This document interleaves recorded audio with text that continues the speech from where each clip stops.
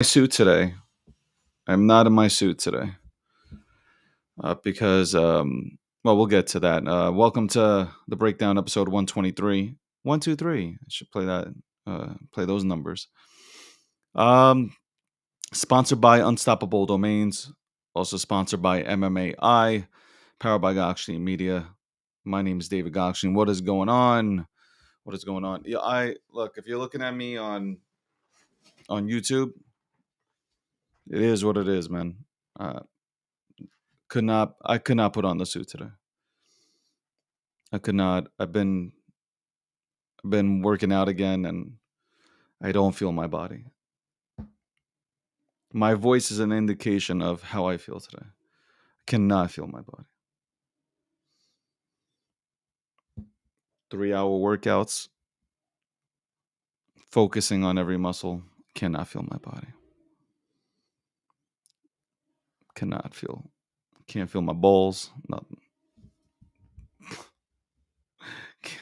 Can't feel anything. You can see me on YouTube. I feel like crying. Like I can't move like anything. It's it's all fucking sore. It's all sore. The topic on YouTube is essentially: do you think meme tokens are here to stay? Do you think meme tokens are actually here to stay? Let me just go ahead and get the link up here. Let's get the link up here. Let me find the link. Somebody just sent in a DM saying that when you work out like that,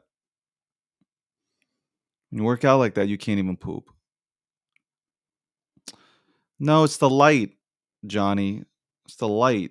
The light's on me right now, man. If I go ahead and I turn around the light, I can't even move to do that.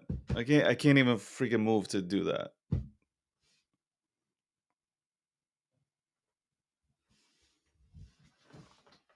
If I wanted to go ahead and prove Johnny wrong right now, I can't even get up to prove him wrong.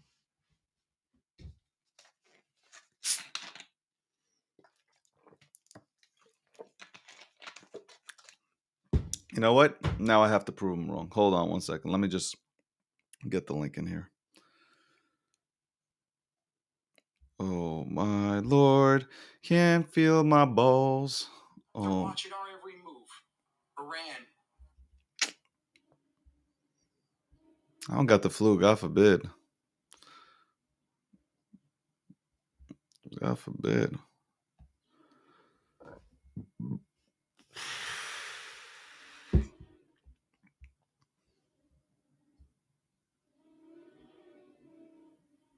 Come on, man. Look at this. I can't even move my hands to. I can't even move my hands to give you a link. Hold on. Let me do this. And then let me do this.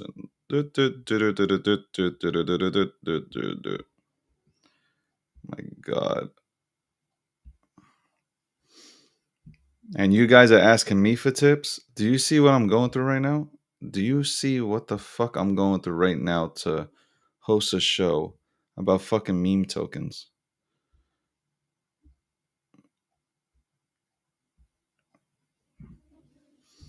All right.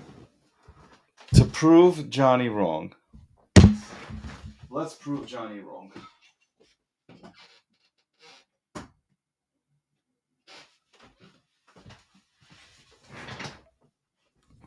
There you go. The color is back. You're welcome. I am not, oh my God, the light just fucking hit me. Oh my God, this fucking lighting set, man. I gotta tell you, I gotta get a fucking new lighting set. Oh my God. This shit just, oh, again, it hit me in my eyes. Oh.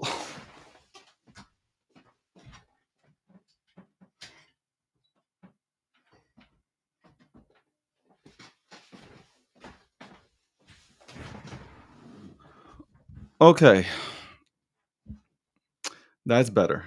Now I don't have the light in my eyes. I feel a lot better. I feel a lot better. I feel so much better. Okay. Akil Patterson. Hopefully, he joins us sometime this year. He might be sleeping, so I will be going dolo. I know you guys are here for me. If you guys are here for me, retweet the YouTube link and retweet the Twitter Spaces. Let people know that we are on. I forgot to put it on. I forgot to schedule the goddamn space yesterday. I got like so into researching stuff that I totally forgot to go ahead and put it out there. Um, so if you want to plug it out there, great. Appreciate you. Thank you for joining in. I'm sure we'll have some hot topics to discuss today. Maybe we'll go ahead and bring up. You know what? This guy is has been waiting here on Spaces. Maybe we'll bring him up. Maybe we'll have this kind of session today where we interact with each other. I thought we were actually going to. I actually thought I was going to go ahead and have some arguments with Kill Patterson today, but Kill Patterson probably knew I was going to bring all that smoke and they didn't wake up. Let's go to this, man. If you guys want to speak, Twitter Spaces or on YouTube, if you need a link to YouTube, just send me a DM and I'll go ahead and get you on here. Farouk, what's going on? Yo, how are you? I'm good. Hi, everyone. Well, Yeah, well, I just what's joined your because I saw what's your you age, want to Lex? talk about No, hold on. What's your age, sex, and location, bro? my age is 30. I'm from Switzerland. I'm 6'4". What else you need? What's your weight? But wait. In LBS, I don't know. In kilogram is 140. All right, girls, you heard it here first. If you if you're looking for a sugar daddy in the Web3 space, Farouk's the guy. I'm married, man. I'm married. I love my wife. That's what they all say. All right, so what's going on, man? What's on your Yeah, so I saw your YouTube where you want to talk about how, the meme coin space is and how it develops. And I just have a take on it, and I'd be very open to hear everyone's opinion on that. Is that the meme coin space is in like a transition phase where we won't see that many meme coins exploding again in the next bull run, but we'll see much more sophisticated solutions that approach specific niches in the Web3 industry in a better way, meaning that you will still be able to make great gains with low cap coins, but they have to be how can I say more smart and educated on what they do and provide something useful. So, what do you think about that? I think meme tokens are they're definitely a great way to enter the space. Um, it's really it comes. Look, if I were to start a project, I'd probably go the meme token route, or the meme route, and people probably will scratch their heads and say, "Why would you do that?" Well, I'm just gonna go back and say, what I always say, and that's Geico. Like, look at Geico. They put out a meme as a mascot, and people remember what Geico is because they think of the gecko. And when you guys go to get car insurance, you remember this gecko, this little lizard running around all over the place, and you're like, "Oh, that thing from the Geico commercials." And you call in and you get Geico insurance, and they make it easy. If anybody has Geico, they make it super easy to get an insurance policy. It's not like sending your DNA test and all that stuff. Hey, yo, Geico needs to throw me some money here because I'm like plugging you guys away for free. Um, but yeah, like I don't look if you have genuine intentions. There's nothing wrong with starting off as a meme and then evolving into getting the meme out of the picture. But like again, the most successful businesses in the Web2 space have a meme surrounding it. Wendy's is a meme. I mean, fucking McDonald's is a meme. Ronald McDonald is a meme. Like you, if I tell you to think of a clown, the first clown that'll come to mind most likely will be Ronald McDonald. And then Ronald McDonald will lead you into McDonald's. And so, like I'm totally not against memes, but as long as the intention is good behind them. Obviously, there are a lot of memes that are created. I've seen a lot of these memes currently because of the market coming back. Shout outs to the market coming back. This ain't no bull trap. I don't know what I don't. These TA guys, man. I got to tell you, man. They they want to be right so badly. They are wishing. They just continue to wish and pray that the market retraces. But based on what? Job reports came out, or a report came out and said that even what was it? Hold on, I gotta fucking look it up. But it was like jobs increased by like 2.2% or some shit like that. So like the recession didn't stop people from or stop companies from hiring. I mean, like most likely the Fed is going to maybe potentially lower the rates. Maybe they'll hit us with 2.25, maybe 2.5. But yeah, not to get away from that, we'll get back onto that subject. But yeah, I don't see no problem with. I honestly don't see any problem with meme tokens. My focus though this year, listen, I tried out these meme tokens. I listened to you guys. You guys kept coming into my DMs and preaching to me like, "Oh, David, you're not open minded. You don't try these things out. You should look into these things. The community's great. Excellent utility. What's the utility? It's a clown." And I went into these things, and you know, uh,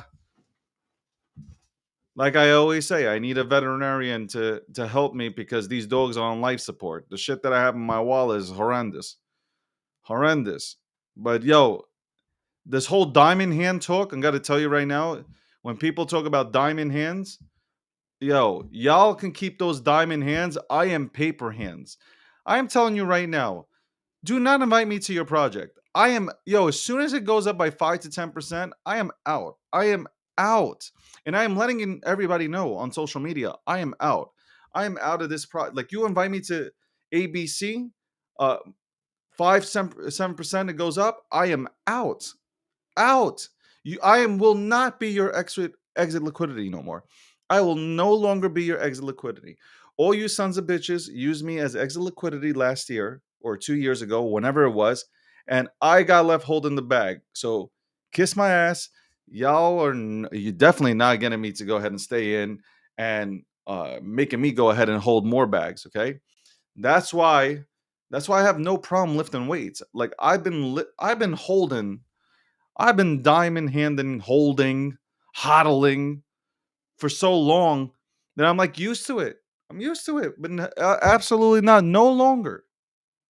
No longer will I go ahead and be your bitch and your exit liquidity. I absolutely agree, David. Especially regarding the point of memes being very, responsive in the community to get also new joiners in. And I also agree that, the intention is the right word for it. If you have the right intention, of course, there might be some successful ones. I just think that this cycle we had in the past, the last 2 years, people are becoming more, they're getting more into it. They're trying to be more smart about it. And I don't think, we'll see many scams still, but I don't think it will be as explosive as it was in 2021. Like, that's my take, to be honest. But I absolutely agree. Don't be any exit liquidity. Diamond hands don't exist because everyone, as soon as it goes up, they will try to sell on you. So that's how it goes. I look, I'm with you on this one. But you know what? The only thing that we'll disagree on is that people get greedy. People get super greedy and they will jump into something. Obviously, it's based on money and potential gains, and they will ape in, foam in, and they will be left wrecked holding bags. But that's because that's human nature.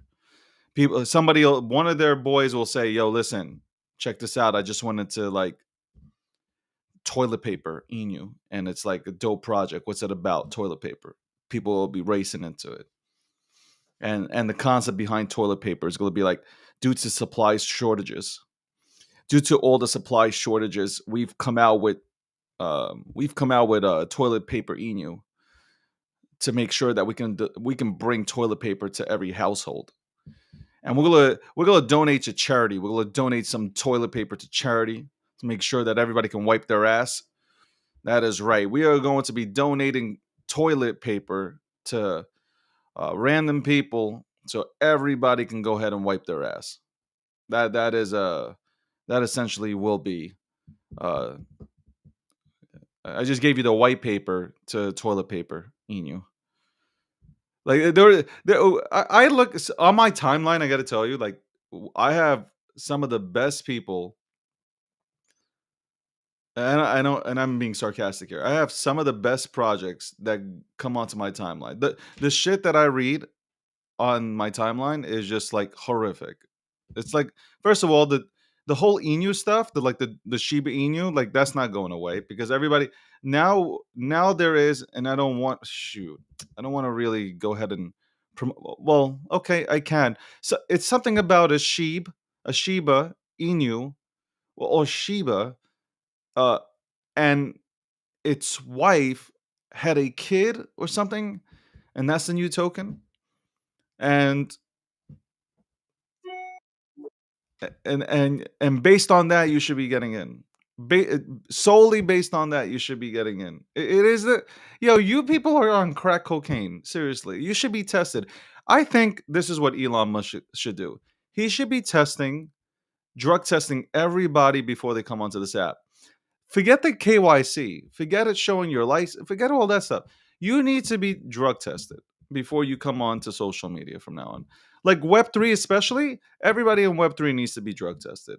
And you know what? I'm not even talking about, I really am not even talking about so much as marijuana. Like, I don't consider that a drug. I don't smoke, but like I know people that smoke marijuana. Not, I don't really think it's a drug. That's my personal perspective. But everything else, I think you guys are on harder drugs. I don't think that you guys smoke marijuana. I think you guys are sniffing cocaine and like literally smoking crack. With some of the things that come out here, there is no doubt about it. So here's first thing. First things first, Elon. Drug test everybody that comes onto Twitter. That is how you get verified. You get verified by getting taken a drug test. Okay? And then do a background check. Make sure that everybody psychologically is there. Okay? This is how you want to stop trolling? You want to stop the trolling? That's you know what? I'm going to set up a plan right now. I am going to as the unofficial marketing brand development manager for Twitter, unofficial again, unofficial. By the way, I have no association with Twitter. I'm going to set forth the plan. Oh my god. This man needs to be drug tested.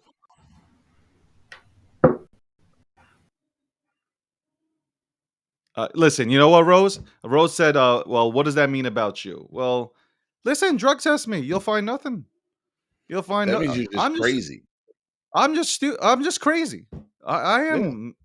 I am missing a screw. There is no doubt. I don't deny it either. It's not like David, you I'm are like just a denying. run of the mill crazy dude.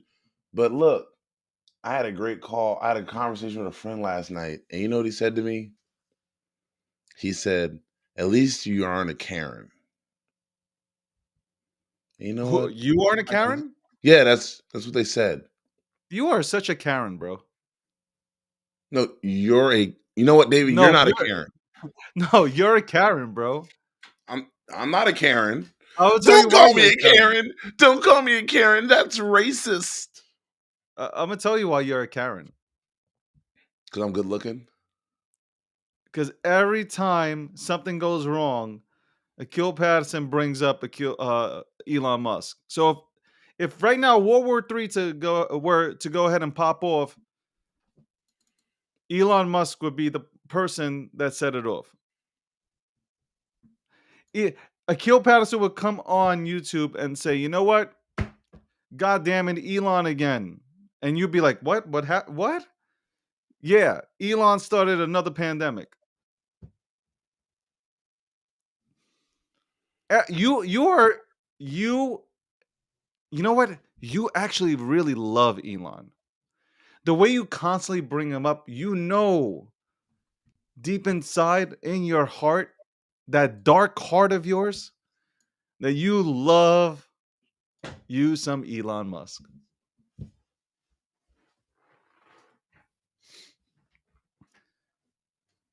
See, he's speechless. He is speechless. You know what I want? I want the world to come together, heal. And that means me not talking about Elon Musk. My man hates I'm a Elon. unificator. You know what happens, David? I just said a word that's like so dated that kids that are gonna watch this gonna be like, unificator. What the fuck is a unificator? And then I'd be like, it's something that George W. Bush said in 2008 or 2007 or whenever the fuck he said it.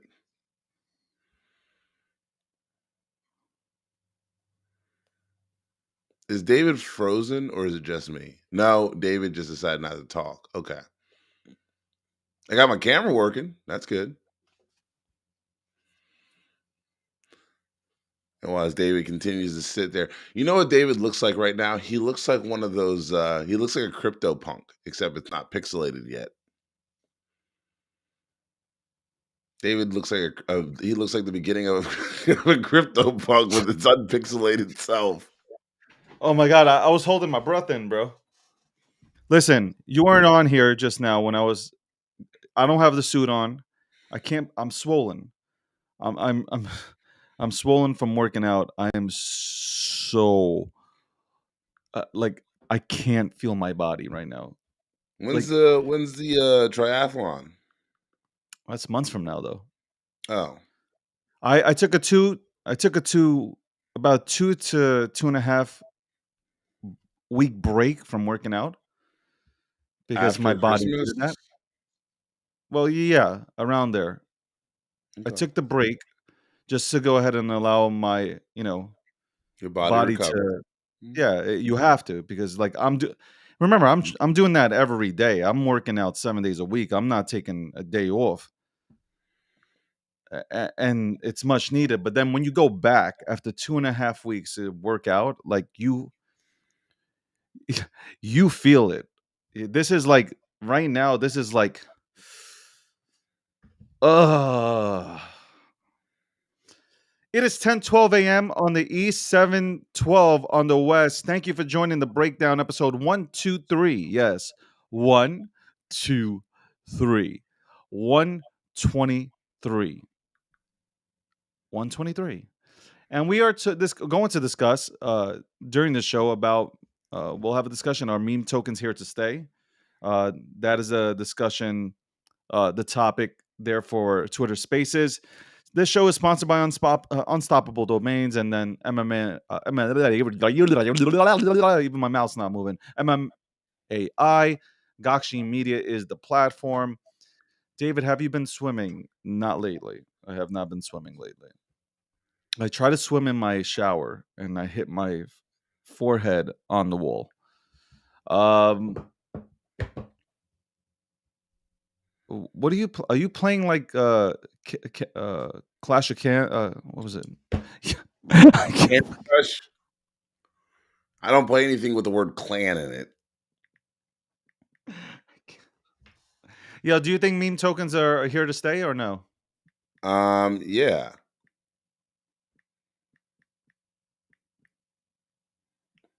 Sorry, I'm trying to log into one of my accounts. It's like a bank account? Yeah.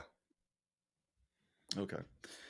I need to get some money moved. Did you hear this new toilet paper Inu? Okay, I'm It out. went from 1 cent to it's now $7.43. Stupid. So fucking stupid. Toilet Inu. It's fucking stupid. Nah, Safe Moon just renamed their project to Toilet Inu. If Safe Moon burned up, demolished itself tomorrow, I wouldn't be mad. All right, so also real quick, I wanted to touch on this. Doesn't this is scandalous? I think a lot of people did not talk about this. I will. You know, let's talk about how which I think it was Milky Way. Milky Way had a vein or veins on the chocolate bar, and due to all the Karens and the Chads, they eliminated the veins because the complaints came in saying that it looks like a penis. Like it had the penis vein to it. Well, David, that's very Has interesting. society gone too far when we start canceling candy? Like, have we gone too far when we start canceling candy? David, what did I say about canceling shit? We have proved without a shadow of doubt white people are incapable of canceling shit properly. They're just impossible. You can't do it. They just can't do it. They fuck it up every time. What do you mean? They David, get it done. they're If trying to cancel. Do you know they tried to cancel Aretha Franklin? Bitch been dead for 10 years. How you gonna cancel Aretha Franklin for you making me feel like a natural woman? Can I ask you a Written in question? 1968. But hold on. Why would we cancel Aunt Jemima? You know what? I swear to God, listen, and people will be very real. Uncle Ben and Aunt Jemima were the only thing propping up black people for a long, long time. Because every morning y'all asses had to eat something out of you had to eat a black man's rice and a black woman's syrup. And then they tell us it was a lie. Broke our hearts. The black delegation was very upset, and we do remain ownership of Aunt Jemima and Uncle Ben. But like, who can? Like, I am like, I still don't understand how. Why would you even do it? I guarantee you, the Eh, family, the families were probably celebrating the fact that like, oh my God, there's my grandmother's recipe. It's right up I there. I don't Here's I the don't product. I It's don't right think up any of there. it was real, David. That's the weird part. I just don't. But either way, it was like it became iconic, right? There Yeah, were like very I, few I don't. advertisements where black or African Americans could see themselves in anything, and these were it. I believe most of look, let me tell you what it is, and you'll hear about it on a lot of the things I'm gonna do over the time. I believe there's performance art. Most of what we see is performance arts, and literally I'm saying this by the both sides, by the crazies and the crazies. It's all performance. They want people to look at them. They want to get social media followers. They want to get clicks. They want to get likes.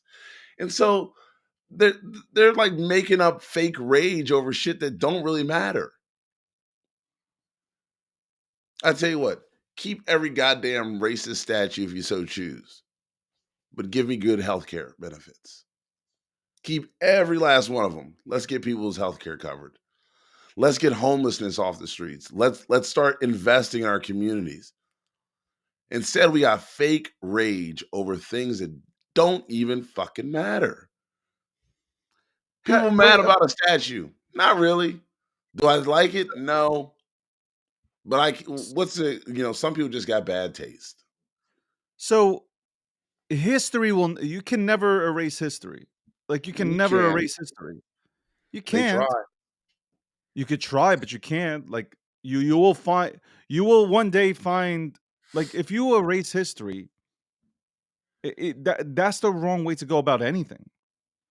I'm not saying you should celebrate any of the any of these characters, but like let's put this in perspective.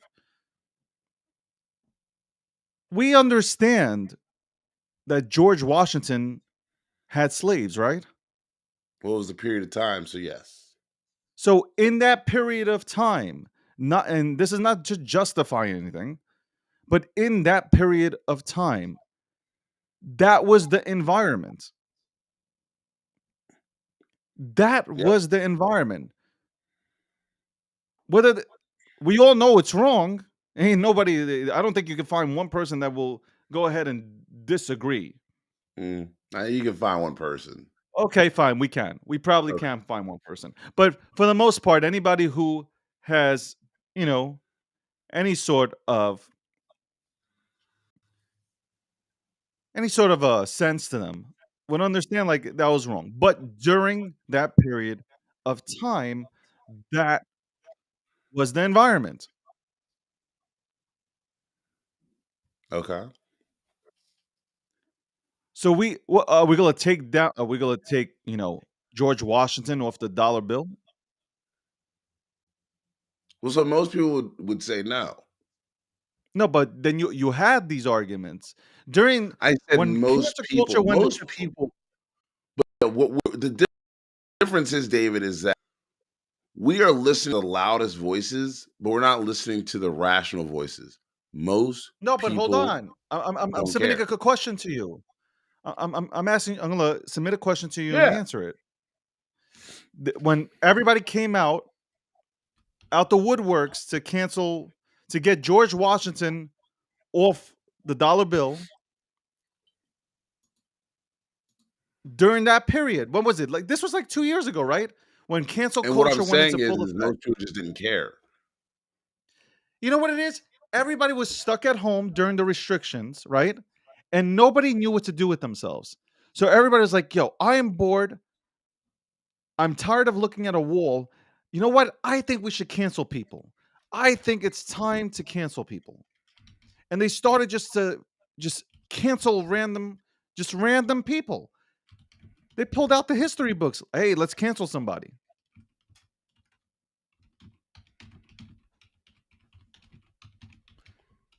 Cancel culture is the worst thing that's ever happened. Like like it is the worst thing that's ever happened. Yeah, because Cancel. again, somebody in this world, like cancel culture was supposed to be like, hey, um, I'm not buying X, Y, and Z because, like, I'll tell you, I don't buy Exxon gasoline still to this day because Exxon supported apartheid. It's the one gas company that I would not buy gas from, right? Because that's something that was instilled in me from my family. Like these people supported 20th century, right?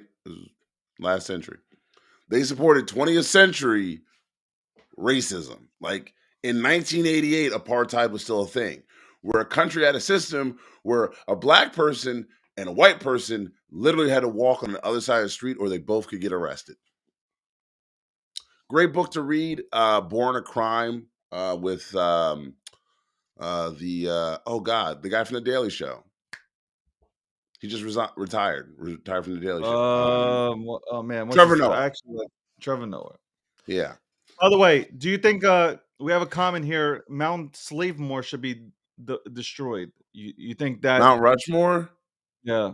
That's a piece of artwork. I don't care what you say. The amount of time and effort that took, it's pretty cool.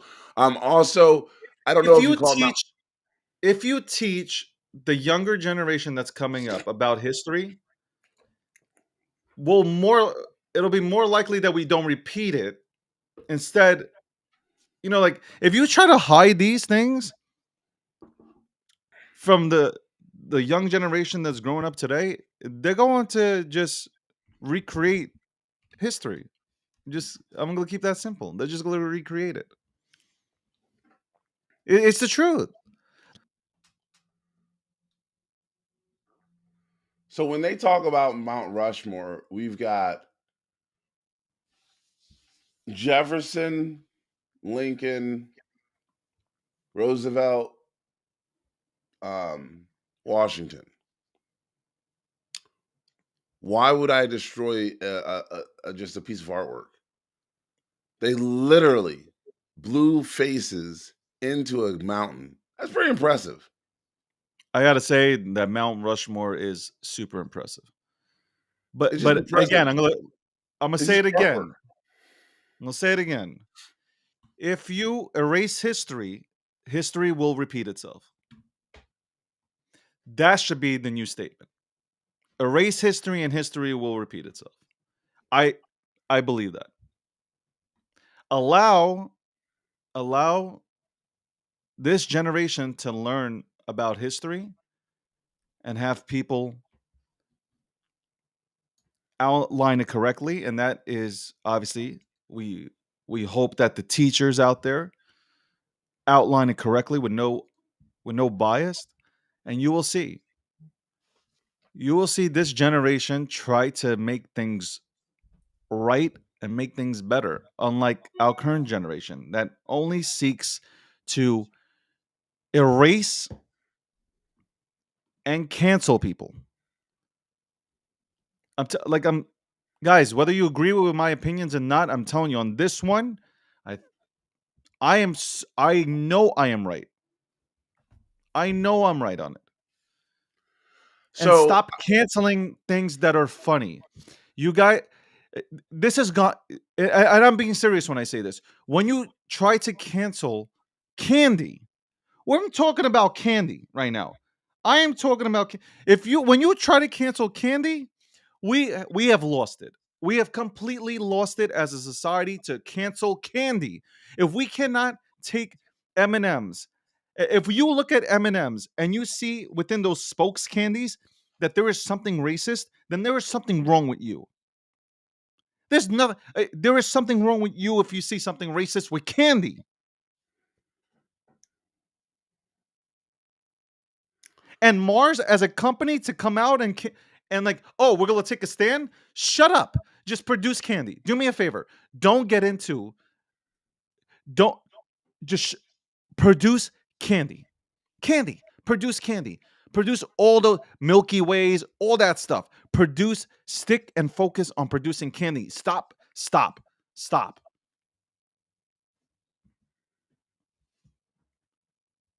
Like that it's just like, come on, like, oh yeah, look, it's just a statement to say, look, see guys, don't cancel us. Look what we've done. We've got rid of spokes candies.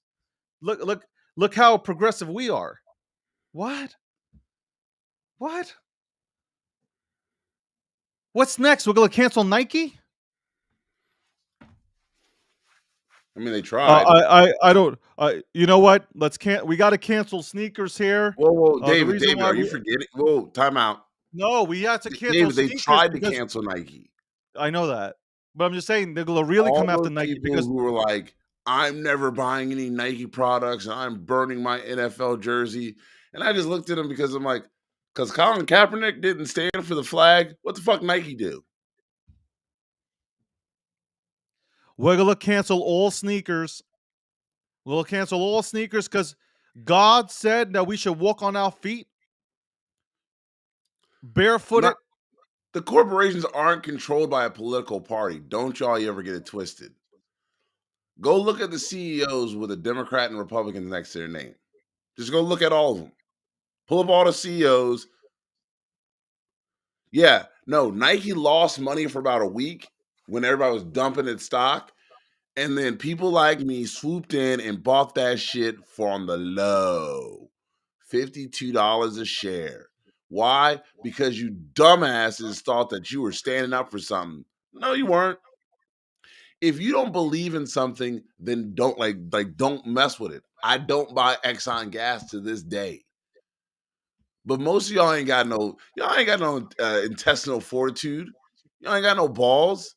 Most of you people, you got mad because you couldn't get a pedicure during COVID for 10 days. Please. If Speaking of you ain't never pedicures and suffered with manicures, they dating, said you ain't even they, ready for this. I ain't ready. You ain't ready to like boycott.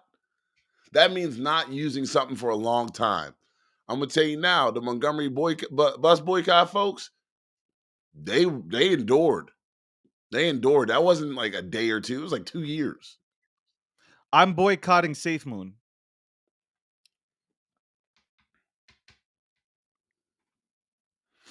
Don't tell me that I don't boycott. I'm boycotting Safe Moon. There are no. Don't say come on, Akil. There's no. Corporations aren't controlled by political parties. Corporations are controlled by money. Ron Listen, DeSantos, look, people are the controlled by money in general. Walt Disney, Most the people Disney can be easily. Corporation is. Sorry, go ahead. I was going to say that most people, most people, most people have never had money, real money. When you put real money in somebody's face, they change. It's human nature. Even though you know it's wrong and you want to say no, you found money. It's like you got to have willpower. That's why all these politicians let's take are Logan bought. Paul. Let's use Logan Paul as an example, David. Logan Paul knew what he was saying to CoffeeZilla was bullshit. He knew it. He knew what those text messages said. Logan Paul knew what he told CoffeeZilla was bullshit. But Logan Paul wasn't going to change his stance. He knew he hired scam artists, and he knew that at the end of the day, they were going to make money. And he questioned it for about a half second. And then he realized, well, they're going to make money anyway, so who am I to stop it? Let me gauge the room. If you guys in spaces, give me 100s if you think Logan Paul was trying to scam y'all. Give me 100. Let's see if anybody's awake in here. Got people in the room, but let's see if they're awake. Give me 100s if you think Logan Paul was trying to scam you. So we got a room full of people, but only 2 people going and doing. Oh, a few people. My bad. I didn't see it. Latecomers. Um, I think a lot of people here believe that Logan Paul was trying to scam, and then we got let me see YouTube. YouTube, show me, give me 100s if you think Logan Paul was trying to scam. But Yeah. yeah, okay. So here's the funny part, right? You But guys are that's willing an to, example of yeah, but they new still money tune into Logan being fucked Paul. up. They still tune into Logan Paul. The same people that are saying 100 are the same people that tune into Logan Paul because nobody can stop watching a train wreck. You're probably right. That's the problem. Like people like to go to, so like a lot of people talk about, hey, I want to go to a room where I can get massive alpha. I want alpha, I want alpha, I want to get alpha and all this crap, right? Yet when there are rooms that are laying down alpha, you do not go to those rooms. You know why? Because they're too serious. So like for you, it's like, oh man, this conversation's way too serious. I can't be in here. And then you go into a room where they're just making noises. That is right. You'll go to a room where it like the room title is a period. Like literally, it is a period. And you will enter that room and there's 500 other people in there and you are all making sounds.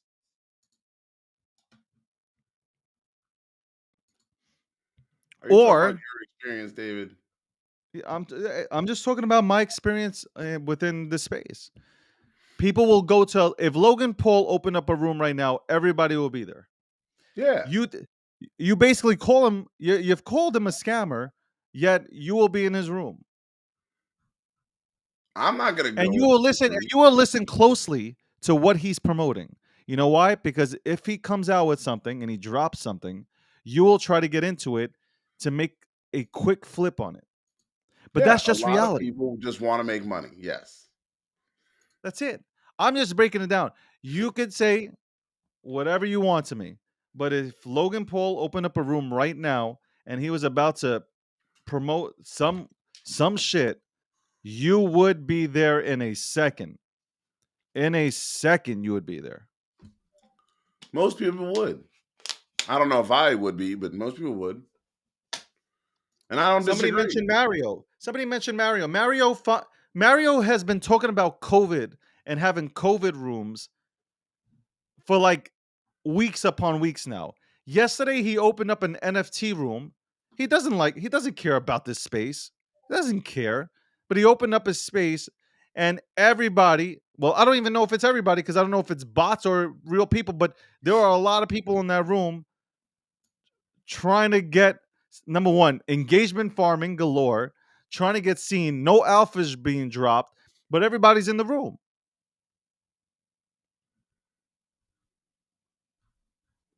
I'm not shitting on him. I'm giving you, I'm giving you.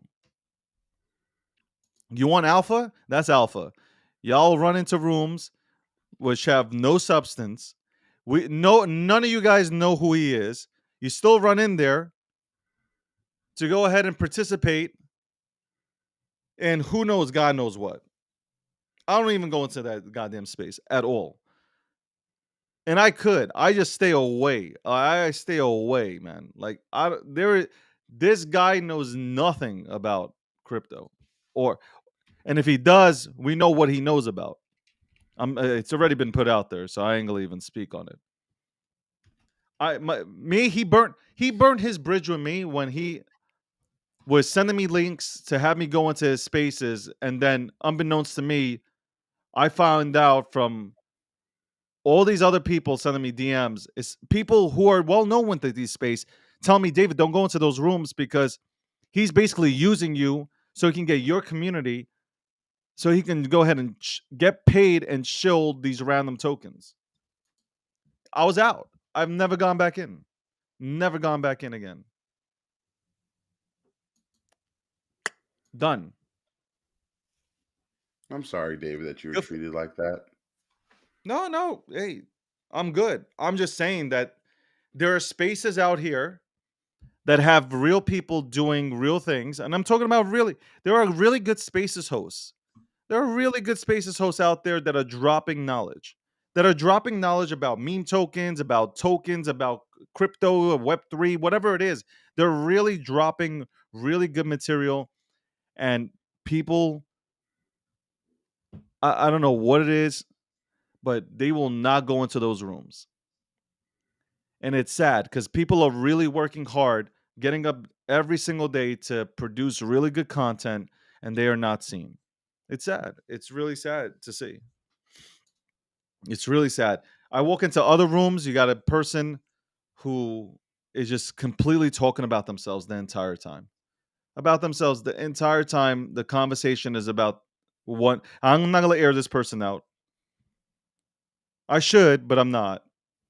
But this person completely talks about themselves the entire time. So it's a fucking echo chamber. So what is the point? Where's the conversation? Where's the dialogue? It is 10:37 a.m. on the east, 7:37 a.m. on the west. This is the breakdown, episode 128. I was about to say 128. 123, sponsored by Unstoppable Domains, also MMAI, powered by Gokhshtein Media. My name is David Gokhshtein. That's Akil Patterson. We're talking about meme tokens, whether they're here to stay, on both channels, on YouTube and on Spaces. If you like Gokhshtein Media, if you like this show, if you like us, then retweet the fucking room and don't be lazy about it, and retweet the YouTube live stream that we currently have going. It doesn't take much effort. It Like, doesn't cost you. subscribe as Like, well. subscribe, all that stuff. That doesn't cost you anything. Don't hate. We're getting up here. I mean, Akil's getting up at like 5:50 in the morning. I'm getting up at like 6 to come on here to make sure that we can give you a hell of a show and make you laugh and, I don't know, drop some knowledge here. Hey, if anybody wants to come up on Spaces, you're more than happy to do so by clicking the request button. I know we usually don't do that, but we will do that. I will go ahead and let you up so we can go ahead and have some fun and speak about, or you can get engaged with us about these very topics. Done and done. Look at that. Matthew Barnes has said, I am going to retweet everything that you guys are doing. There we go. Dougie Kid 205 with the flexing emoji and the hundreds. That's what we're talking about. Listen, I don't shit on people. I don't like to shit on people. But when people say one thing and do the next, I call it out. That's it. Well, some That's people it. are mad that you said that you listened that they listened to Logan Paul. They But did listen to Logan Paul. I'm not mad at Logan Paul. What I'm saying is like Logan Paul is a symptom of what people with quote unquote new money do.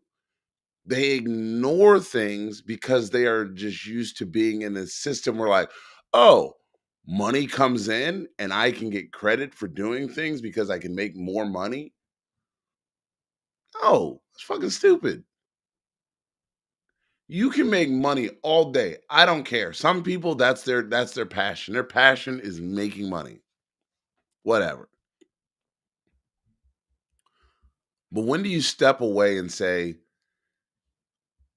my passion should be living a good life? Like, the game used to want you out. Like, that was the system. Like, you made enough money, you retired. People are like, well, now I need to leave a legacy for my kids. And fuck your kids. Leave them their inheritance.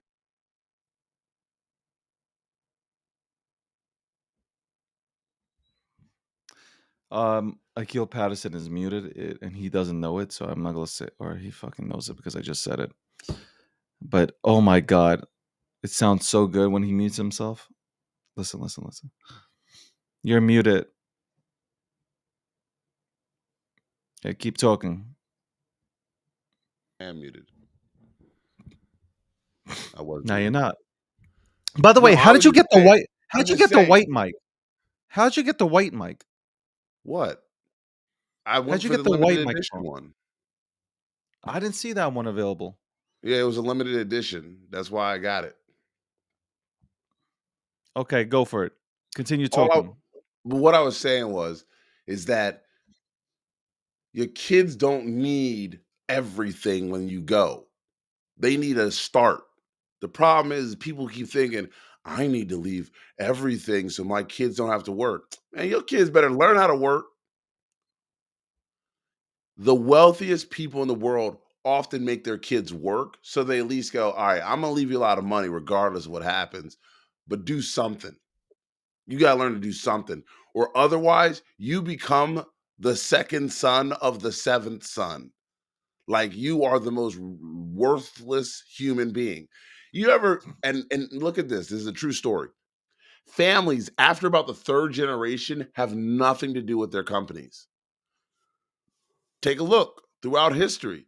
Most large scale companies, third generation, those families have nothing to do with the companies anymore. Why? Because they were too stupid and too selfish. The Vanderbilts, the Commodore made so much money for his family that they should have never had to work. They are almost broke. Anderson Cooper is what's left of like half the Vanderbilts. True story. His mother couldn't leave him a fortune like the people said. Why? She was like, his family squandered it all. They sold everything. They couldn't work together. There was no money coming back into the family. It was all going out. On the adverse side, you've got people like Andrew Carnegie, who was like, I'll just start a foundation. And whatever, legacy he leaves, sold US Steel, had a legacy, family still involved in the foundation because that's how they get paid. And the foundation makes money in perpetuity. Are they as rich as they once were? No. But is everybody taken care of? Yes. That's the difference. Real wealth knows that you can keep it, but you're gonna make your kids fucking stupid. So what do? You give them an opportunity to be like, look, you can earn a living, a decent living, do some good, but you don't get to keep everything.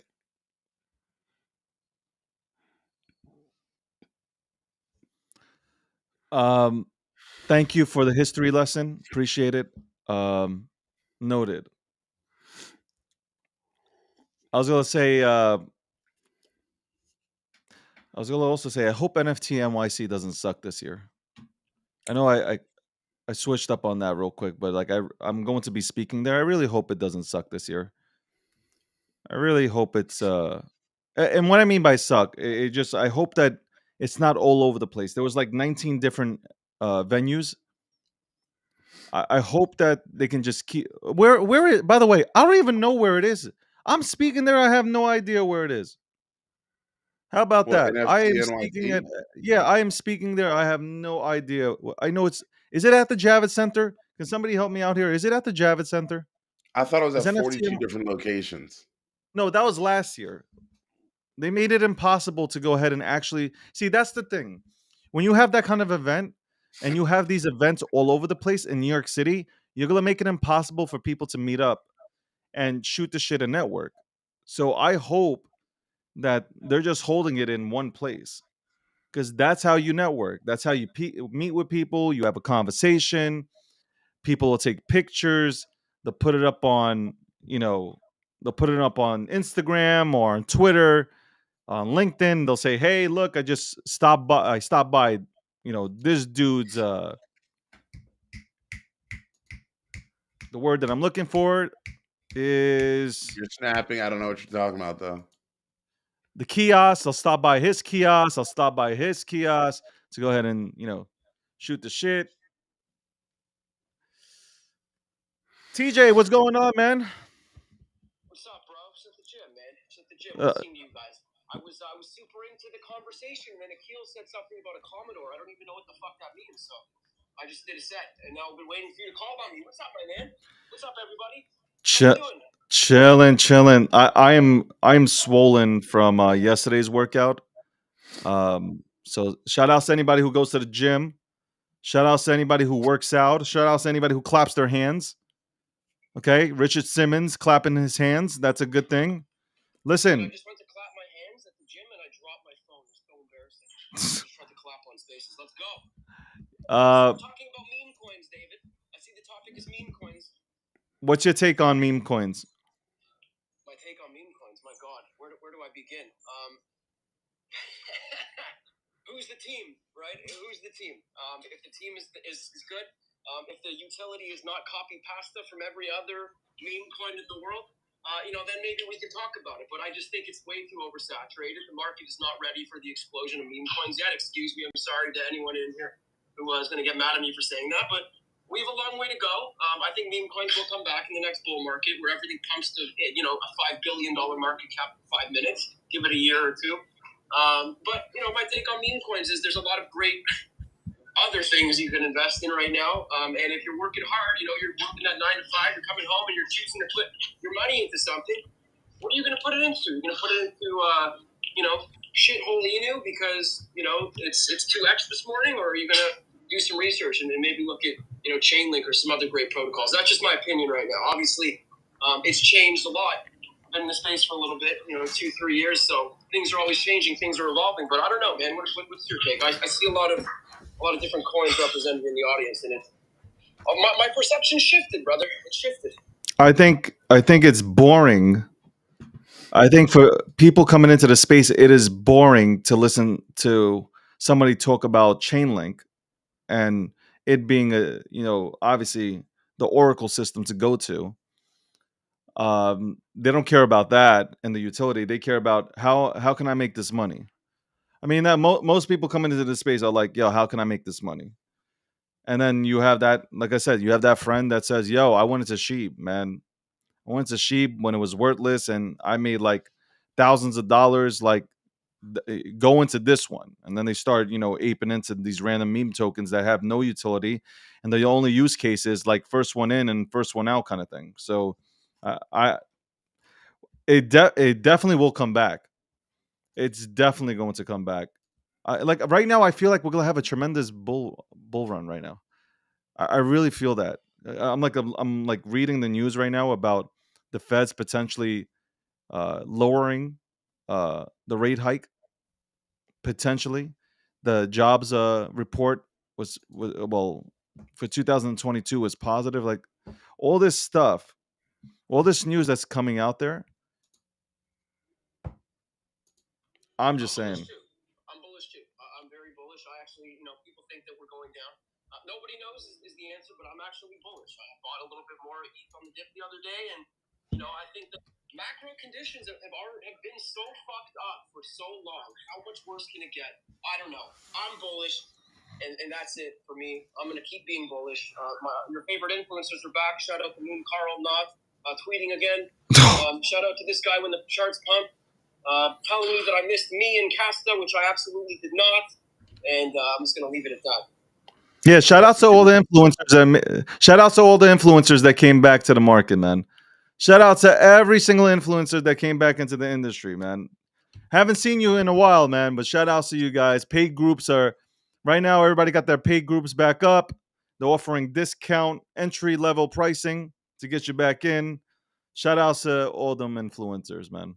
Yeah. Big shout out. I'm gonna mention some influencers that slid into my DMs and try to sell me a yellow badge for $20,000. Yeah. So I'm just gonna go back to how he started it. Cornelius Vanderbilt was known effectively as the Commodore. Cornelius Vanderbilt actually was one of the first billionaires. Use that with air quotes because that's what his wealth would have equated to in the United States. He was probably one of the wealthiest men at the time. I think his it's like was insane. It was like $800 million, right? Cornelius Vanderbilt owned a fleet of ships, then sold them all and gave us the railways. He becomes the tycoon of the rail industry, holding up oil, transferring anything and everything in this country. And that's why his family sucks now because they squandered it all. How do you like literally they owned the railways and they fucked it up? That shows you how dumb their children were. Dumb. That's crazy. That is Yeah, crazy. they own the shit and they're like, yeah, we're just gonna give it all up. I'm like, what? You ain't have to do nothing your entire life, but like make sure that people continue to ride trains. I just want to say this to people real quick. If you open up a business, it's better to have 1% of something than 100% of nothing. A lot of people will open up a business and won't give away anything because they feel, oh, like I want everything. This is not business advice. This is just an opinion that I'm putting out there. It's better to have 1% of something than 100% of nothing. There are so many founders out here that do not want to give up anything. Nothing. Or if they, Can I jump in there, Dave? yeah, go for it, TJ. That bothers me so much. Okay, when founders don't want to give up anything, we're in Web3.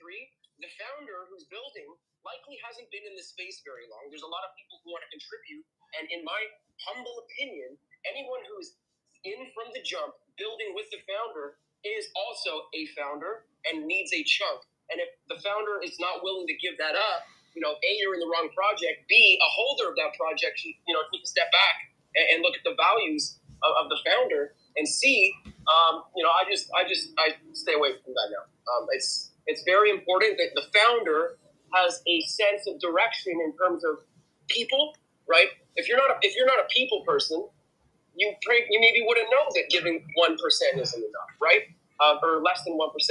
And it's like, I've been in situations, I'm sure you've been in situations, people in the audience have been in situations where we're all working hard towards something. And then, towards the end of it, you kind of get the short end of the stick, right? You kind of feel jacked. You put in a lot of work and your value is not being seen. If your value is not being seen and you know your work, get the fuck out of there. Someone will find your value. Someone will see your value and reward you for that. It's a little piece of alpha there because I feel like a lot of people in Web3 may not realize that because they fall victim to instant gratification. But know your worth, man. Know what you're worth and demand that you get paid for that, or demand you get your shares or whatever it is. Because if you're contributing and you're working hard and you know how good you are at something, well, speak up, right? 100%. Hey, Akil, I'm gonna say this. Founders need to go ahead and realize once their business is up and running, they need to figure out who. Like TJ, the founder needs to sit back and think about who within the team has contributed to helping that business succeed or get its legs up. And then say, you 100%. know what? Say that again, Akil? I said 100%. And then once the business is standing right, reward those people for helping you for helping get that business to where it is today and where it could potentially go into the future. I think most will have to understand this in Web3. In Web3, first of all, Web3 has given everybody an opportunity to be an entrepreneur. Even though a lot of you people don't understand what an entrepreneur has to go through, and that's not a shot at you guys, and not a shot at anybody, because like unless you've gone, like a lot of people put entrepreneur in their bios, but have yet to ever experience the grind of an entrepreneur. And a grind of an entrepreneur, it is 24/7, no sleep, always thinking, calls, you're doing so many things. You have no life.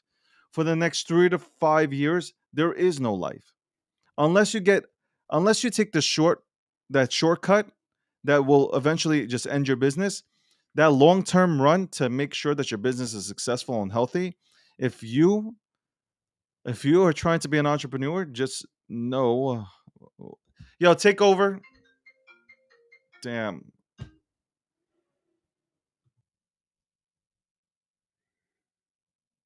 Oh shit.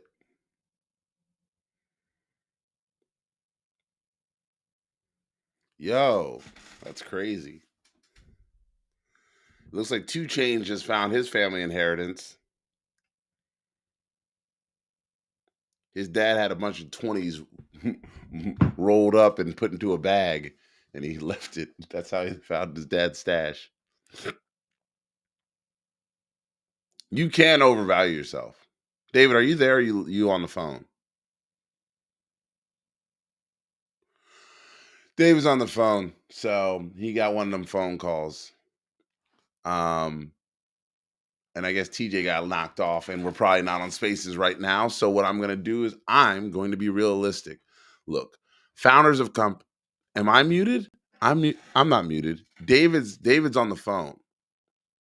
David's on the phone. But what I was going to say was, good morning, Tyler. Oh, what's up, Tyler? Good morning, Tyler. One of my young heads, one of my young bloods. No, look, when you are building a company, when you're building something, look, I built my own company, and when I stepped away, it was because I knew it was time. Like I just couldn't do it.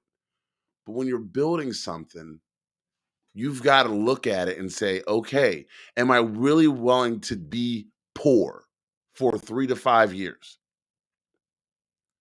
Because on paper, I mean, there's a great story of a man who owned a furniture company down in Texas, Silver family. Man said, on paper, I was a multi-millionaire. But in reality, he was cash broke. Him and his wife were living in the loft above their warehouse. Like, that's where the family stayed because that's what it took to become successful. Yeah, you've got millions of dollars in property or millions of dollars in assets, but guess what? You're cash strapped because you're building an empire. And it's so frail that one slight shift could the whole thing comes crashing down. That's the concept between the house of cards. A house of cards comes down very easily if one thing is out of place. So that's why they always say when you're building and you're trying to get to that next level, you've got to stop, recognize that this is not the end. It is only beginning. And at some point, you're going to succeed. But it's not going to be easy. You're not going to have a lot of things. You won't have a Bugatti. You won't have a Benz. You won't have a platinum chain. But you'll own enough property that you can go back to the bank and get another line of credit so that you can build on top of it. And eventually, when you start making that real change and you're paying things down, whoa, wait a second. Now I have more income. There are 7 lines of income that need to come in before you can make that first million. Once you start getting those steady streams, then you can get money out the door. But any young person that is watching this right now, stop listening to some dumbass who took a shortcut and listen to reality. There are people that are gonna make it fast, doing it the crazy way. David's not muted. He's literally on the phone right now. David, you're muted if you're talking to me. Yeah, I was muted. I was talking to a third party warranty company. David, next time you talk, you might want to put your hand over your face. You talk too much, and we can all see what you're doing. um, Gary Vee says you need to punt some years to become successful. You know what? I don't know. If that's what you need to I don't hear, know. punt some years. All he's saying is you need to recognize you're going to struggle.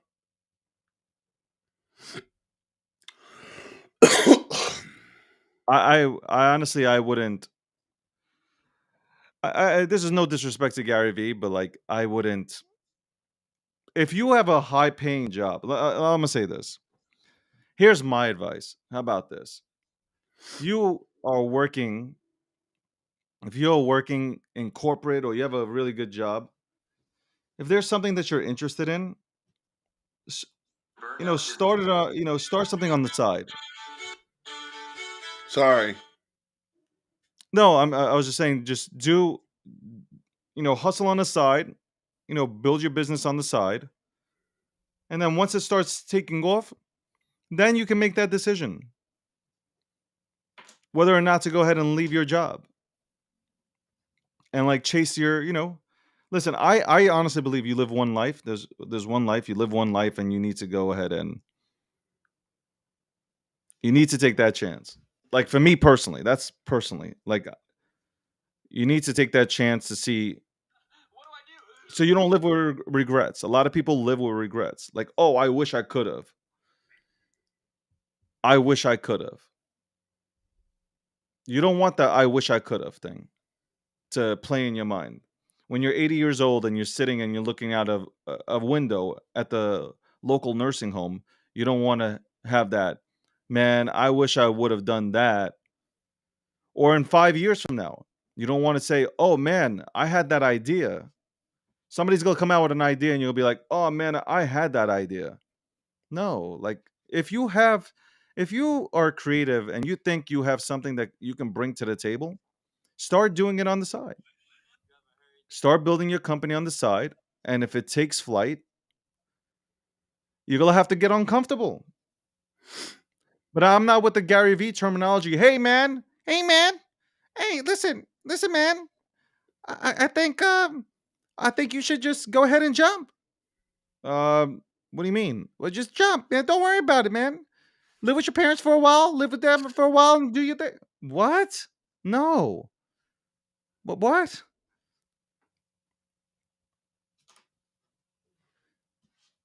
That's not the right. You're still young, man. Come on, man. You're still young. No, it's not how you do it, man. I don't believe in that kind of. That's idiotic because most people end up in debt and they can't get out of it, and then they're stuck, and then they have to go work a job. Then they're in debt. Then they're finally out of debt at when they're 65 years old if they're lucky enough. That's not how you go about things. And then they're mad. I'm mad at the world. I hate everybody. All these influence. Hey, Gary Vee, thanks for the advice. Now I'm living under a bridge. Look, Safe Moon Al took Gary Vee's advice, and look at him. Because Safe Moon Al was watching Gary Vee one day, and Gary Vee said, "Hey, if you feel it in your gut, just do it, man. Just do it. Just step outside the zone. Step outside your comfort zone." And what did Safe Moon Al do? He stepped outside his comfort zone. He was always good with his money. He was always good with finances. And what did he do? He invested into Safe Moon. And now look at him living under a bridge, and he got a tattoo of Safe Moon, That and is he got a tattoo of Safe Moon. that's so dumb. By the way, shout out to Safe Moon I'm Al. not mad at people though. Like, but all I'm saying is like if you're gonna invest in stuff, like invest in things that you believe are worthwhile or of value. Otherwise, you're just throwing money. Like, why don't you just fucking wad up some money, ball it real tight, and shove it up your ass? Because guess what? It ain't going nowhere either. Hey man, hey man, don't worry about it. Just take the leap. Go to go do some yard sales. Go to some yard sales and pick out some items and then sell them on eBay. Put it on Amazon. I want everybody to win, but in the markets that we're seeing, like somebody has to lose. Like somebody has to lose in order for somebody to win. Come on. It's it's like that fucking alchemist. In order to create something, something must be lost. What are you willing to give up? You've got to give up time. You've got to give up energy. You've got to give something up in order to be success. You've got to push through.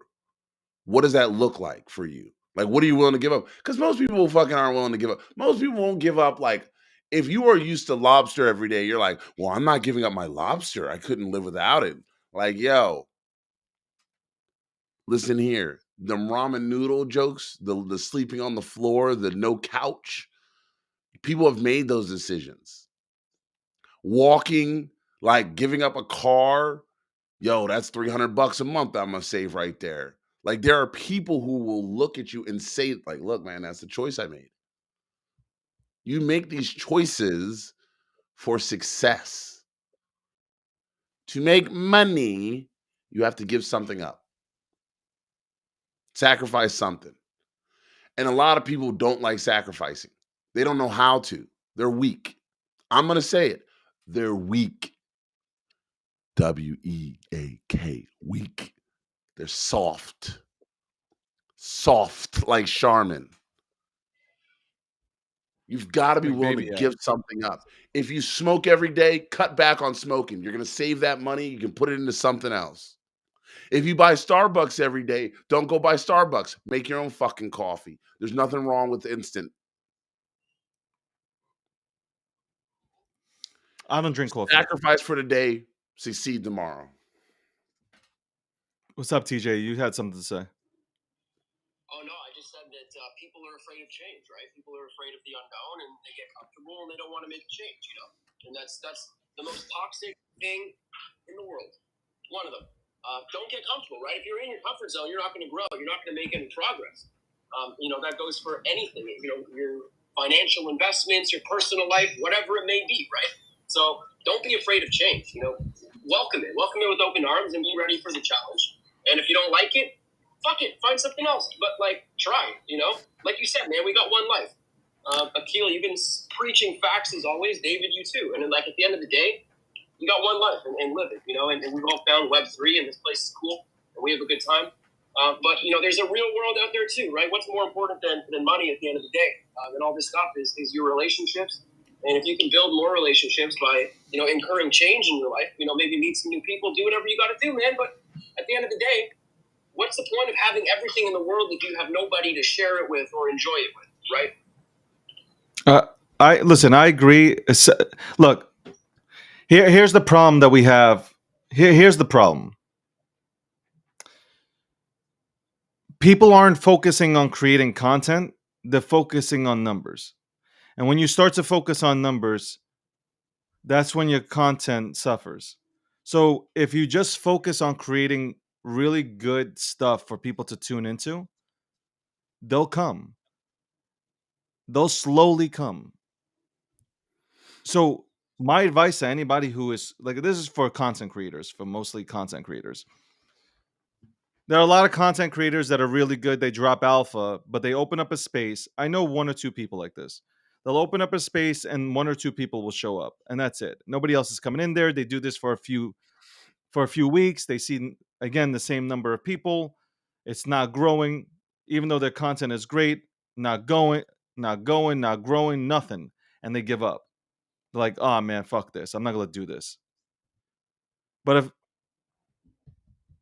if you just refuse to look at the numbers and you continue to go, record your spaces, and you continue to go and you continue to put out content, eventually the algorithms will work towards you and work towards your favor.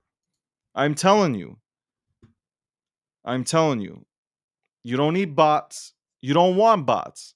You don't want none of that. You don't want to bot your spaces. Consistency, man. Consistency shows people that you actually care and you're not just there for the numbers, right? At the end of the day, if you believe in what you're doing and you believe in your rooms and your content that you're creating, dude, people will come. It may not be overnight, right? That overnight success that you see with one or two people, that is not the majority. That is a very, very small minority that got lucky.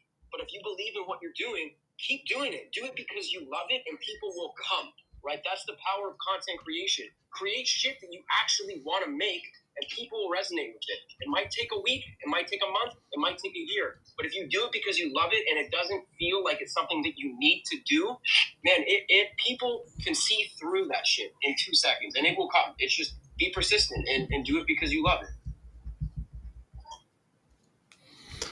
That's 100. That's 100. Like, and honestly, if you love what you do, like you're not gonna care about the number of people that show up. You really will not care about the number of people that show up. False. You do care. You do care. No. You feel discouraged. No. Why? Because you feel discouraged. No, but you have. That's what I'm saying. You gotta develop that mindset of not looking at the numbers. 100%. But at the beginning, it's discouraging, right? You It feel is. doing really good content, and then you look at someone else who's doing something that you think is not as good, and all of a sudden, they have 1,000 members in their audience, and you have 2, and you feel bad. But again, David, you're right, man. You got to just keep doing it because you love it. It doesn't matter how many people are in the room; more will come. But you love it, so do it. Just keep doing it. Don't stop because you don't have 1,000 people in your room. So I'm going to agree with what TJ's trying to say, and that is people do. It does suck, like when you feel like you've been kicked down a little bit, when you brought down a peg. But you know what doesn't suck is being able to say I built myself back up. That's what doesn't suck. Like when you look around and you go, man, it ain't working. But that's what there's failure in this system. You're supposed to fail. Listen, hear me out. Hear me out. Because young people, there's young people out there that you're working with, or there's young people watching this right now. You're supposed to fail. Our society doesn't allow young people to fail, but they're supposed to. You're supposed to get your teeth kicked in at some point. You're supposed to feel like shit at some point. You're supposed to. You don't have to stay there, but you're supposed to because you got to learn.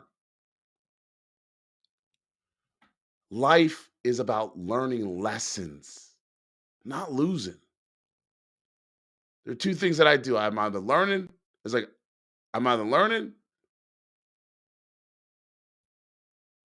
I'm developing. I'm learning or I'm winning. I don't lose. There's no losers, not in my world.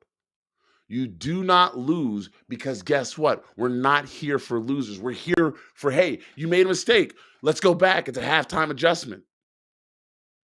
Halftime adjustment. Coach calls you over. Hey, guys, that shit ain't working. Let's do something else. You get the old board out. Next thing you know, you're drawing it. The flea flicker, the Hail Mary, they didn't come around because, oh, this is a great play. No, it's like, yo, there is absolutely no time on the clock. We need to fucking score. How are we going to go do this? And the coach goes, hey, I got an idea. Why don't we pass it back to that guy? The other guy runs downfield, and let's pray to God that somebody can catch it. Throw to the back of the end zone at the highest point. You tell all your receivers, go right there. Go to that left side. We're going to throw it. We're just throwing it up. You get up there higher than the defensive backs. Make the play. That's how you learn. Hey, if you lose, fuck it, you tried. Next time you go back, you look at all the mistakes you made along the way. That's how you build. Chick-fil-A is one of the highest grossing companies, and I know the gay guy stopped bringing up Chick-fil-A, but I ate dinner with Turk Cathy, and he told me this himself at the Chick-fil-A Peach Bowl in 2002 when I was at Maryland. Turk Cathy said, yeah, man, I was a door-to-door salesman. Old white guy. I was a door-to-door salesman, and I was failing at business every which way. And I remember I stopped at this house, one of those houses, they give you a sandwich when you leave. And he goes, and this black woman had made a chicken sandwich, 2 pieces of white bread, and a pickle. And I asked, why the pickle? And they said it keeps the flavor. The man goes from being a door-to-door salesman to starting a restaurant, becoming one of the most revolutionary industry creators in the modern era with Chick-fil-A. Great business model. To this day, still one of the best business models I've ever seen. You know what? You never go to a Chick-fil-A, you never see that counter dirty. You're always ready to eat at Chick-fil-A. You be grabbing those little cool extra condiments because they believe in having class and decorum.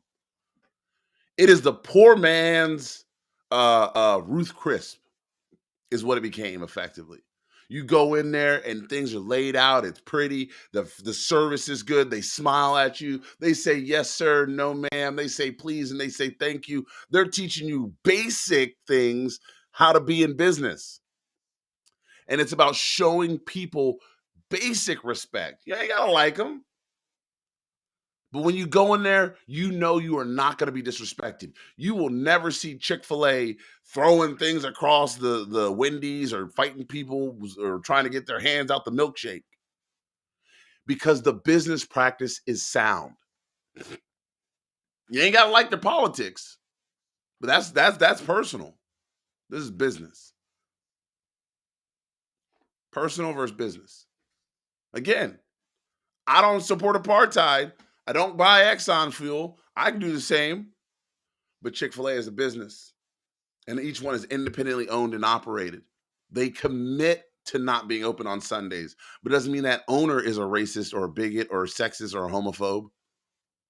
So why punish that individual? We have to start separating things out. We have to start growing as a society. And we don't do that, and we're going to create a generation of lazy young people if we don't start telling them the truth. You are supposed to fail, but you can learn from every aspect of business. I don't know if Chick-fil-A stocks is rising or not. But learn, because you're supposed to fail. I wish more young people would say, yeah, I fucked up. Yeah, I shouldn't have done that. I need to do this. I need to do something different. Shit. No wonder he doesn't hear me. I was muted. No wonder you didn't hear me. But I was saying that more people, the word fail is so scary. It shakes you, that word fail. But when people realize it's just a lesson, like if you're a smart cat and you understand it's just a lesson, that you can either learn from it and get better, or you can, turtle up and just go work for somebody and, count hours until you finish. What's going on, Dave? I saw you had your hand up. Yeah, I was just gonna say the only way you fail is when you don't learn from your mistakes. I mean, that's when you fail. You fail to learn. So, Yeah. I mean, it's a process, and I'm not saying what Gary says to quit your job and just start a new business. I'm not saying that at all. But about punting, what I was talking about is you got to be dedicated to.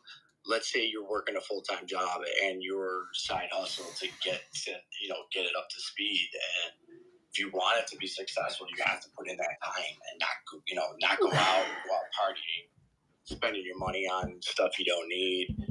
Live more of a minimalist lifestyle to just make ends meet and hopefully, make something special, that's successful in the long term. You have to give up a lot of shit. It took 10 years for her to become where she is now. She's been open 22 years, but 10 years to get to 20 employees plus. And in the beginning, we were depending upon just her clientele and just a couple other girls, and it built slowly and word of mouth and good customer service. But she learned from some errors and missteps along the way. But luckily, I was working and had money coming in, and we ended up making it. Listen, all I can say is, like, I rather do what I love than be miserable doing working for fucking somebody. I don't know. I have a different fucking mentality, man. I have a fucking different mentality. I don't. Yeah, you know what? Fuck that. I, there was a point in time where I was scared to go ahead and get out of my comfort zone. I was scared because I had I had a good thing. I had a good job, a really fucking good career, and I was just like, and listen, I was already in Bitcoin and fucking ETH and all this shit. Like I didn't need to do none of this stuff, but then there was something inside of me that was like, yo, I really fucking want to do this. And I was doing it on, and I'm telling you my story essentially. I started everything on the side. As I was working, I had my business on the side, and which was obviously Gokhshtein Magazine and shit before it became Gokhshtein Media. And I was doing podcasts on the side. I was just doing everything on the side. And it wasn't like, oh, I'm going to do this. I knew I was always going to do it. It was just a matter of time until I knew it was right. But there's never a right time. Like I'm going to tell you right now from personal experience, there is no right time. There is no, you're not going to wake up one day and it's going to, like, the alarm clock is going to go off and the calendar is going to pop up and this is going to be like, hey, I think this is the perfect time for you to, no, there is no perfect time. But it's like that moment that you like, and I remember this when you step out your comfort zone, it is scary. It is scary. It is like, but not like, oh my god, I'm so scared. No, no, no, no. You feel it in your gut. Like you are now like walking. You're now like, it's like when you first it's when you first like start riding a bike without training wheels. You kind of got like a knot in your stomach. But then once you get going, it's like, okay, okay. And you want to have fear. You want to have that fear inside of you. You want to be fearful that, like, yo, like, the reason why you want to be fearful, in my personal opinion, is because if you lose that fear, you're going to lose that hunger, you're going to lose that drive. Because in the beginning, when you start like actually capitalizing on everything that you're doing, you can easily, forget about being hungry. That's facts, David. That's like in The Dark Knight when Christian Bale tries to make that jump and he doesn't fear death, and then he falls. And what does the doctor tell him? He has to fear death. Correct. To make that jump. That fear pushes you to another level. I like the fear. Pumps you up. I love the fear. Like, but it's one of those like, I fear not being successful kind of thing. Like, it's more. It's not like I fear. I have a fear of failing. No, I don't. That doesn't enter the mind. They're two different things, by the way. And that fear of failing never enters the mind. Like, I'm like, no, no, no. I'm going to win. Like, like anything that like I put my mind to something, I'm going to fuck like it. My mind, tunnel vision. I'm going to fucking win. Like, I'm going to do, yeah, I will do everything possible to win. Like, maybe it's because I played sports and it's just like, yo, like that mentality I've always had. Like, I'm going to be the best person on the goddamn rink. Like, I will go ahead and like, I played hockey. I will score as many goals as possible in this game. Nobody's going to stop me. Nobody has the drive like me. Like, that mentality, y'all might think it's crazy, but like, I have that mentality. Like, I hate talking about myself in the third person and shit, but I really do have that mentality. I built that up. Like, I ain't fucking gonna lose to anybody. And that's the right approach. And that's also why you see a lot of high executives that played sports, that were high level athletes, take on, that were competitors. It doesn't matter what sport it was or competition, but they were high competitors when they were younger. And they understand the fact that they have to push and reach that limit, just keep pushing and pushing, and that excellence is never achieved, that you have to keep going towards it, and it's just something that just never ends in your mind.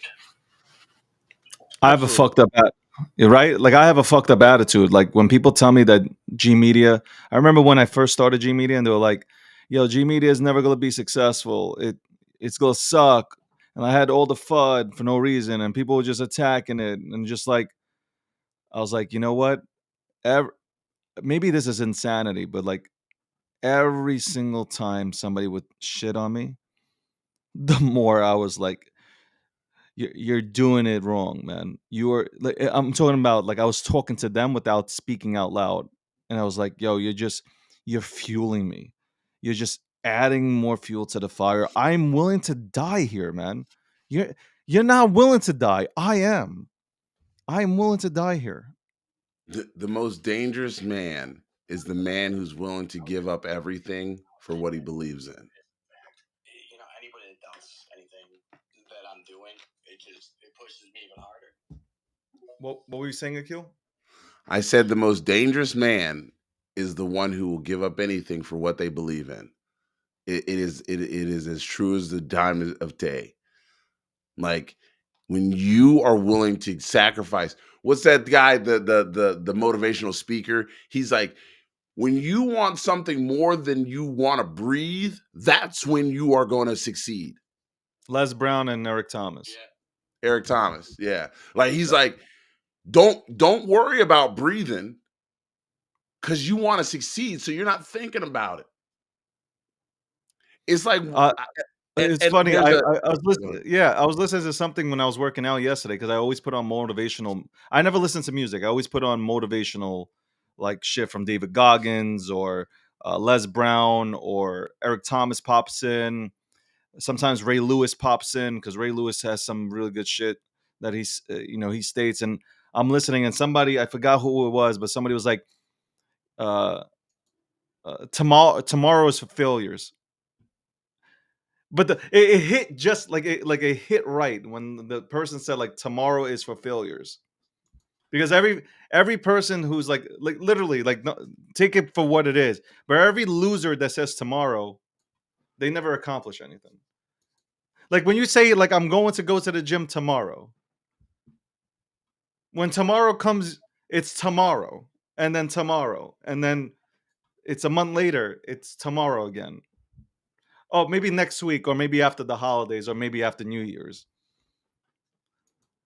Like you have to be willing, like somebody said, you have to be willing to go more than the other guy. Like I'm willing, if it's 10 cents, I'm willing to go 11.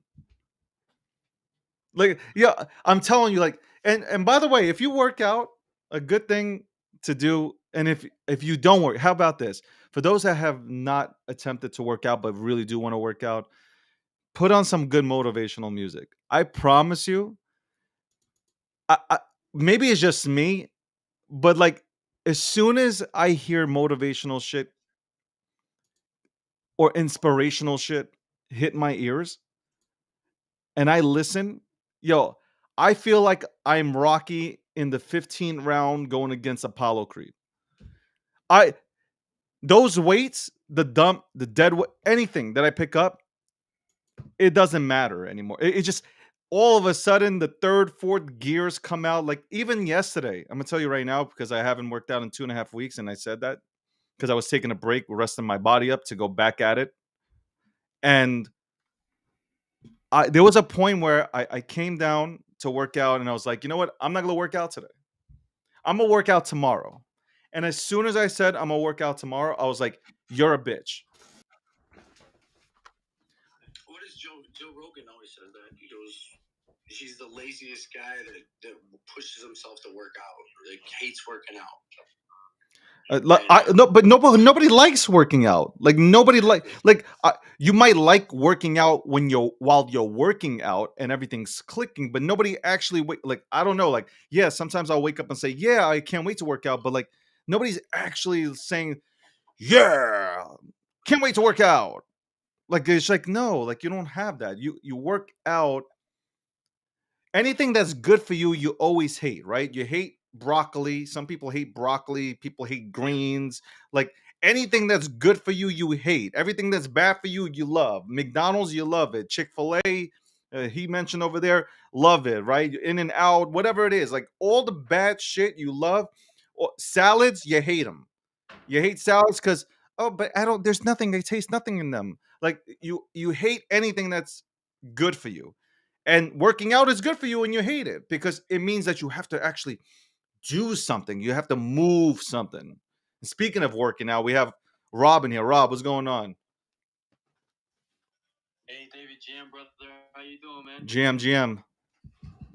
Yeah, man, everything's good, man. Everything's good. I like what you mentioned, David, and I always say this about the fitness thing in particular. Like, I've always wanted to be a fitness guy since I was young because I've always been slim and people would make fun of me for it, and that's one of the things that kind of motivated me to want to do bodybuilding, right? But it's so hard because, like, for example, like I get with coaches, right, and like I'm just in the amateur circuit, so it's like it's really not anything glamorous whatsoever. But like when I talk to coaches, they say, hey, you have a great base, you have a good physique, to get to the pro level, we need to take at least a year or two to just do very simple, boring stuff like eat, train, and rest. And that, like you said, David, is hard for a lot of people because it's not flashy, it's not glamorous, it's not something that like, oh yeah, like I'm an amateur bodybuilder and I don't get paid anything to show my physique off, but I do it because I like it.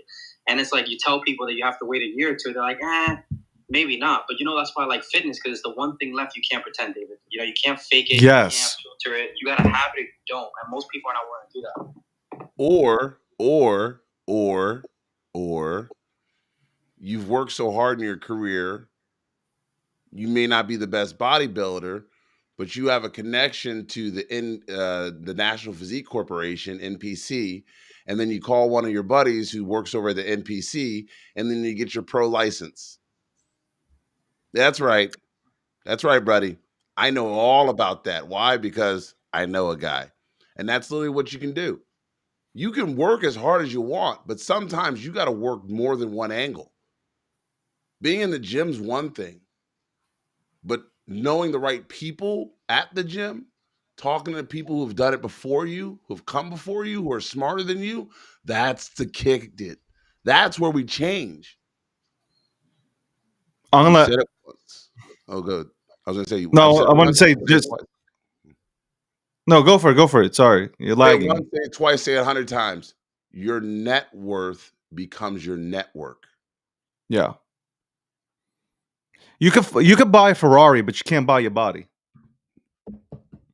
So I'm gonna say this though, like and like being that I take working out and training. There's two things: workout and training are two different things. Being that I take it so seriously now, like people live. They think that you think that you actually. I'm not a trainer by any means, but I'm just saying I've trained myself. So like I've had traders, and now I don't have a trainer no more. Like I know what I need to do. Might get a trainer. I might get my trainer back, but like here's the thing: you don't have to lift big weights to get where you want to. Like people think that you have to lift big ass weights in order to get a physique. Let's say like Rob here, like he has his picture on his PFP. People think that you have to lift like 120 pounds in order to go ahead and get the cuts when you don't. In all reality, if you really are seeking those cuts, you're looking to go ahead and lift less weights because then you get more reps in and you're doing them correctly. Where I see people struggling using heavier weights to show off that they can pick something up, yet all you're doing is one, you're close to injuring yourself, tearing something, and you're not really doing anything. You're not, your mechanics are off. You're completely off. So I'd rather go ahead and do 4 weeks of, I don't know, using dumbbells at 45 pounds that'll make sure that my mechanics are right, that nothing is going to tear, then go and do 100 pounds to just show you that I can lift while every single part of my body is about to rip. I'm gonna let Rob go and end this show as I do today have. That's why I had that phone call. I have a meeting today, and I have to get on to that. Rob, Good. I what's got up? to go judge a cupcake contest at high school. What's up, Dave? Go for it, and then Rob. Did anyone listen to Greg Plitt? If anyone hasn't and you want to work out, that's a great way to start. Listen to Greg Plitt stuff, Dancing in the Rain, and his stuff, and then move up to the other motivational stuff. that will get you in the mindset to start working out. Shout out to Dave for that. I'll hang up off of that. And then Rob. Yeah, thanks, David. Akeem, and I love what Akeem said, and that's so true, especially about fitness is different angles. It's like, I think some people think it's like, like I have to be in the gym for 2 or 3. I must be in the gym for 2 or 3 hours to get like little cuts. And I tell people, I'm super transparent. Listen, I'm 5'9". I compete in the middleweight, which means I get up to heaviest I get is like 185, and I cut down to 168. But besides the point, it's like, it's not lifting heavy weights. Because I remember when I was younger, I used to get hurt doing stupid stuff, trying to be like Jay Cutler, try to be like Ronnie Coleman. And the reality is that it's like what someone else was saying about the 1%. Same thing with fitness. You have the 1% of people that are 300 pounds. Those are the people that are taking tons of steroids, doing stuff like, again, out of context that we don't see. But the normal person would really just benefit from training at least 4 days a week.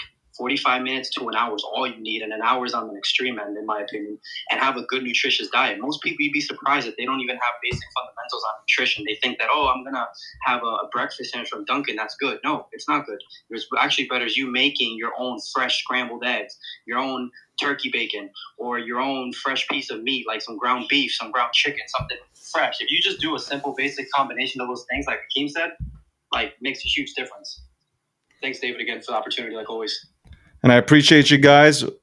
We'll be back on Monday at 9:45 a.m. I think we're going to touch on this topic again. I want to touch on this topic a little bit more. So Monday we will go back to this. I hope everybody. I'm gonna send out the schedule or reminder now for the spaces at 9:45. Shout out to everybody that was on YouTube today. And as always, I'm gonna leave it with Akil Patterson to go ahead and send everybody's ass off into into the Web3 universe. Go for it. David, you're nasty. Hey, everybody. Just remember, life is a journey. Make sure you enjoy it. Drink water, touch grass, go to the gym, play racquetball, play pickleball for all you white people that like that shit. I don't know what the fuck that is. It's for literally pickleball's for old people. But anyway, touch grass, have a good time, tell people you love you, and remember, have a great day and an even better tomorrow.